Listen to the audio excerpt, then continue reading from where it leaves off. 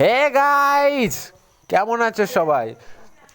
তো আমরা এখন রেডি হচ্ছি বর্ডার দেখতে যাওয়ার জন্য। Bajutpur border, India Bangladesh border, Bajutpur area Mehrani. তো ওখানে আমরা যাব। আমরা এসেছিলাম মেহরানিতে আর একটা আত্মীয়র বাড়িতে। তো এবার আমরা ওখানে বর্ডার দেখতে যাব। তো এবার দেখা হবে বর্ডারে গিয়ে। চলো যাওয়া যাক বর্ডারে। তো ফাইনালি আমরা চলে এসেছি বর্ডারে। ইন্ডিয়া ও পাশে বাংলাদেশ, ইন্ডিয়া ও পাশে বাংলাদেশ। তো আমাদের একটা আর্মির একজনের সাথে দেখা হয়েছিল। সে বলেছিল যে 5টার মধ্যে এখান থেকে বেরিয়ে যেতে, কারণ না হলে আমাদের সব খাই দিতে পারে।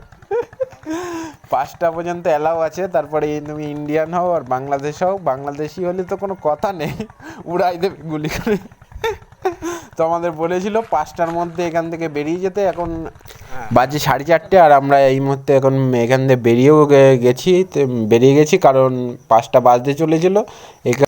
5টার পরেতে বেরিয়ে যাওয়ার সবচেয়ে বড় কারণ হচ্ছে কাঁটাতারে কারেন্ট দিয়ে দেয়। চোরাচালান অনেক কিছু, গরু টরু পাচার হয় অনেক কিছু, ওর জন্য কারেন্ট দিয়ে দেয়, ওর জন্য অ্যালাউ করে না। কেমন লাগলো আজকে মিলিমারা, সবাই বলো।